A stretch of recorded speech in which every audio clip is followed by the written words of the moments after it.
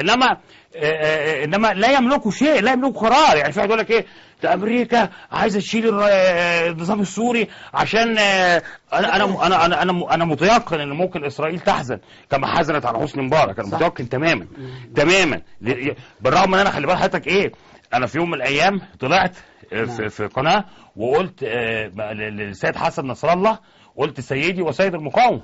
يعني انا بقولنها ان انا بندم على هذه الكلمه، تاخد بال حضرتك، لان انا كنت فاكر ان في شهامه وفي نخوه انك تقبل ايا كان، لو هو اللي حاميه فعلا، حتى لو كان نظام الاسد ده هو اللي حاميه فعلا، لا يقبل ان هو يكون اداه في قتل السوريين، تاخد بال حضرتك. وبعدين انت قعدت تتفرج، انت لحد دلوقتي ما عملتش حاجه في لفلسطين خالص. يعني انت خلي بالك ايه، كنت الدوله الممانعه وحائط الصد، وغزه بتتضرب، وانا وانت عاملين، وانا كنت بعيط معاك هنا، وغزه بتتضرب، واحنا عاملين نقول ايه، شافز نفسه لما احنا مش عايزين حد، بس عايزين حد يحسسنا ان احنا عندنا رجاله، وان احنا يعني مش حاسين ان احنا النساء احسن مننا.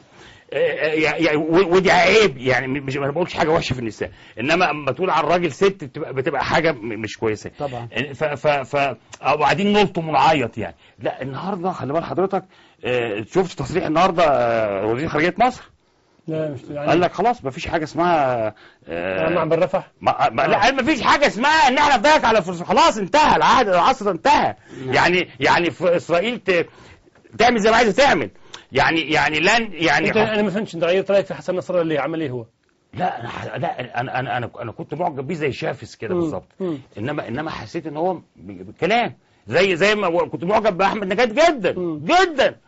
ومره البلوشي اتخانقت مع الدكتور البلوشي، قلت له انا مستعد اروح اقاتل وراه، يعني ارفع رايه، طلع ان هو زي انا وابن خالي، كنت حكيتها كتير. اقول له طب قوم وانا اوريك، ورب الكعبه لا اتبعها هقطعك لو قمت، بس طب سيبني، ويسيبني ويضربني تاني. فانت على بالك ايه، سنلقي فيها في البحر، هندمر مش عارف ايه، وهو اللي بيحمي كلام. خلاص الشعوب دلوقتي هي اللي بتحمي.